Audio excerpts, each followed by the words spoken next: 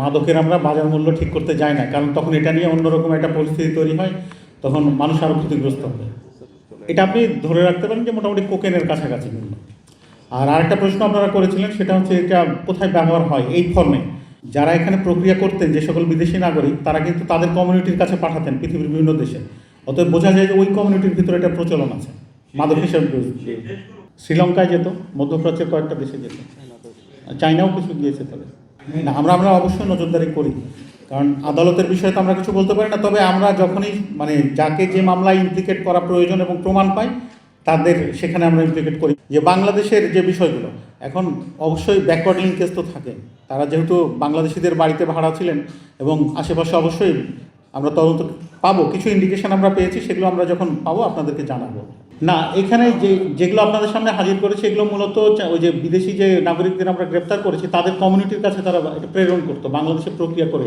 এটা এখন পর্যন্ত আমরা ওইভাবে প্রমাণ পাইনি। সাধারণত চিকিৎসা ক্ষেত্রে কিছু ইউজ হয়, আপনারা জানেন। সাধারণত ব্যথানাশক হিসাবে অপারেশনের পরে এই কিটামিন ইউজ করা হয়। এটা তারা স্থানীয় বাজার থেকে সংগ্রহ করে, পিস আকারে সংগ্রহ করে তারপর তার প্রক্রিয়া করতে হয়।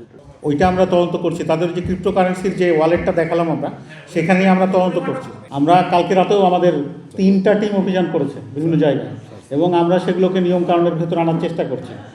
এখন ডিএমপি করেছে, তাদের কোন আইনে করেছে এটা তারা বলতে পারবে, কিন্তু আমরা আমাদের আইনে যে ক্ষমতায়িত করা হয়েছে আমরা সেভাবে কাজ করে যাচ্ছি। এবং যেখানে আমরা পাচ্ছি তাদের সেখানে জরিমানা করা হচ্ছে, লাইসেন্স স্থগিত করা হচ্ছে। আমরা এই প্রক্রিয়া জারি রেখেছি।